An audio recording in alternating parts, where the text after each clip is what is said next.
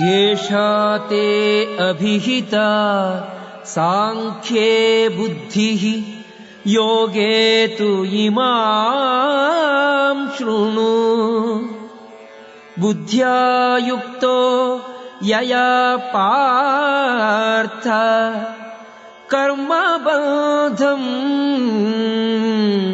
prahāsyasi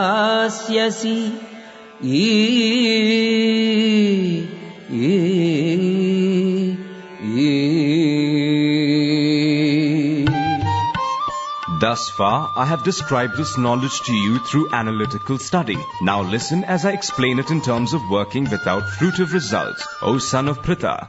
When you act in such knowledge, you can free yourself from the bondage of works. Commentary by Sri A.C. Bhaktivedanta Swami Prabhupada of Gaudiya Sampradaya. According to the Nirukti, or the Vedic dictionary, Sāṅkhya means that which describes things in detail, and Sāṅkhya refers to that philosophy which describes the real nature of the soul. And yoga involves controlling the senses. Arjuna's proposal not to fight was based on sense gratification.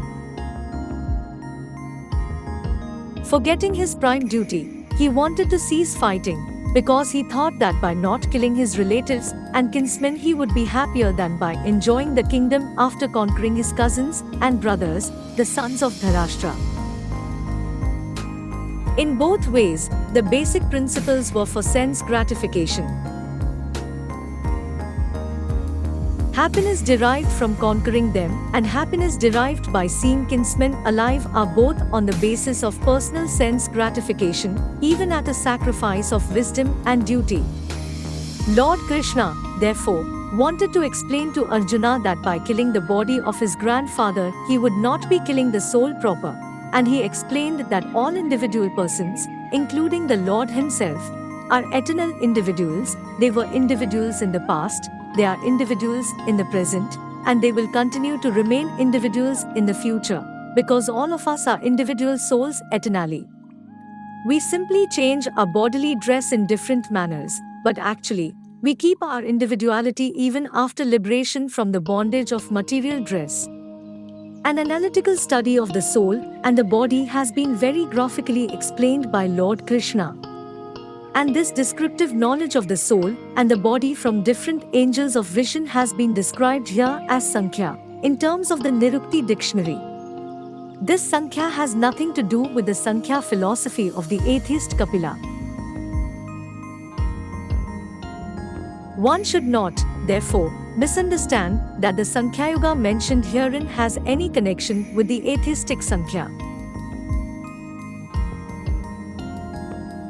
Real Sāṅkhya philosophy is described by Lord Kapila in the Śṛmad Bhagavatam, by the true Lord Kapila, the incarnation of Lord Krishna, who explained it to his mother, Devahuti. Here, Sāṅkhya means analytical description of the body and the soul.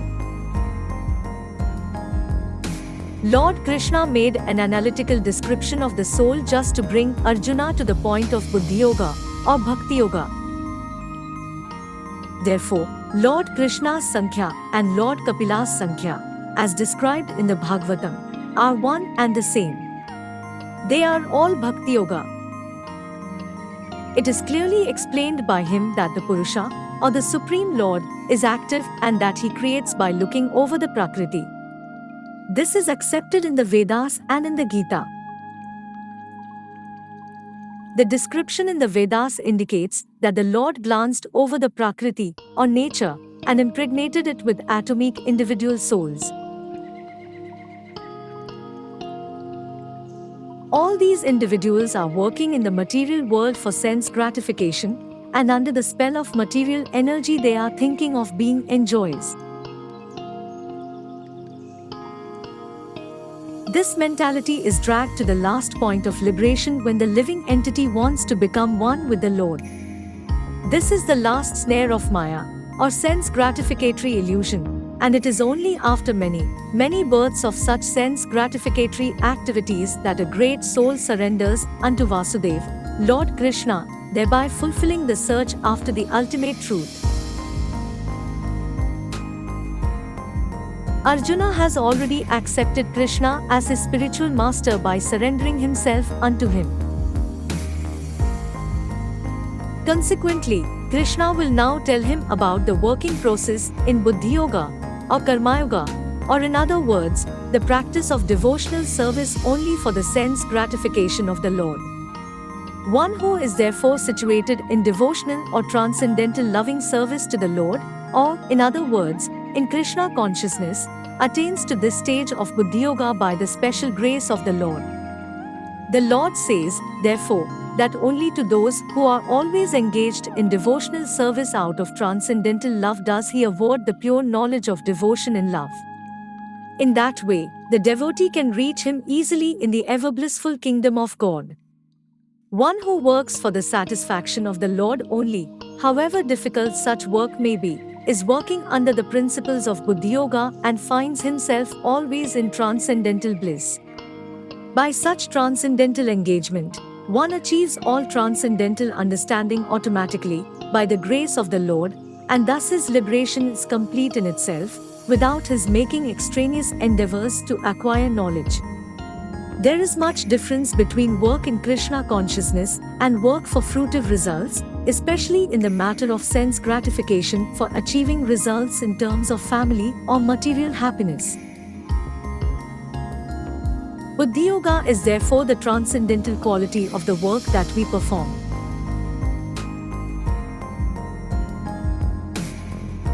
Commentary by Sri Vishwanatha Chakravarti Thakur of Gaudiya Sampradaya. In this verse, Krishna concludes the Jnana Yoga which he has just taught. Sāṅkhye means that by which true knowledge of things, Vastu Tattvam, is perfectly, samak, revealed, khyayate. In other words, Sāṅkhye means a perfect process of knowing. The intelligence resulting from that process has been explained. Now hear about the intelligence resulting from Bhakti Yoga which will now be explained. Equipped with this intelligence which is absorbed in the subject of Bhakti Yoga, you will give up samsara, karma-bandhaṁ. Commentary by Sri Ramanuj of Sri Sampradaya. Sāṅkhye means intellect, and the truth about the Atman, which is determinable by the intellect, is Sāṅkhyam. Concerning the nature of the self which has to be known, whatever buddhi has to be taught, has been taught to you in the passage beginning with, "It is not that I did not exist," and ending with the words, "Therefore, you shall not grieve for any being." The disposition of mind, buddhi, which is required for the performance of works preceded by knowledge of the self, and which thus constitutes the means of attaining release, that is here called by the term yoga. It will be clearly told later on, work done with desire for fruits is far inferior to work done with events of mind. What buddhi or attitude of mind is required for making your act deserve the name of yoga? Listen to it now. Endowed with that knowledge, you will be able to cast away the bondage of karma. Karma-bandhaṁ means the bondage due to karma, i.e., the bondage of samsara.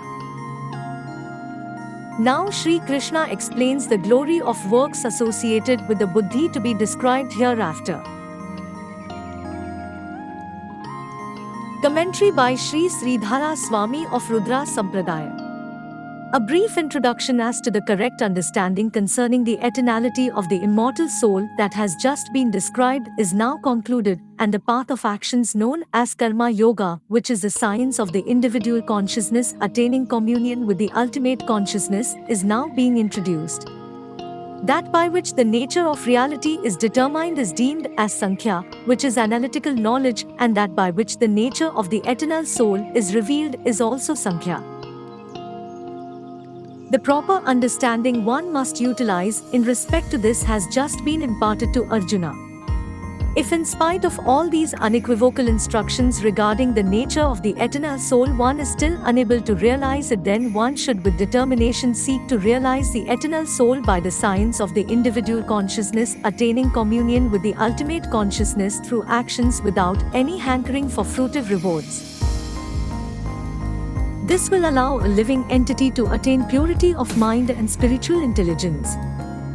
By the manifestation of spiritual intelligence, one will understand how to surrender all actions in righteousness to the Supreme Lord. Commentary by Sri Manvacharya of Brahma Sampradaya. The wisdom of Sāṅkhya, being the ability to understand the distinction of spirit from matter, leads to the realization of the eternal soul, and is in essence the Sāṅkhya philosophy has been given in Smriti. The yoga method of the individual consciousness perceiving and then subsequently attaining communion with the ultimate consciousness and the accompanying state, which manifests, has been revealed in the Bhagavad Purana. Other than these, nothing else has been referred to as the Sāṅkhya philosophy or the science of yoga, but in other contexts the word karma yoga has been used, and along with pankaratra has been named as a method for liberation.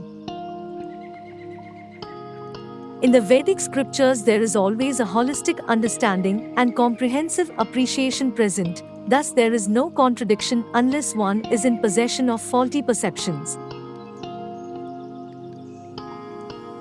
It is sometimes seen that due to partial understanding and incorrect interpretation is made due to not acquiring sufficient knowledge.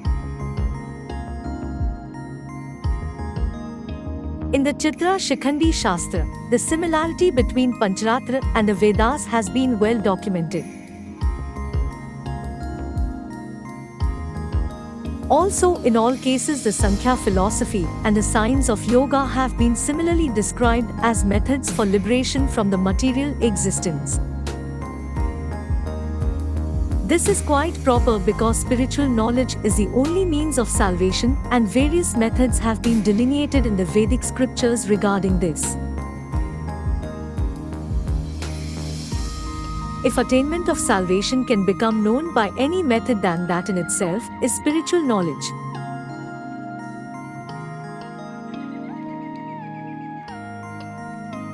By whatever way the Sāṅkhya system comes to be known, that is the distinction of spirit from matter. By that way it has been explained.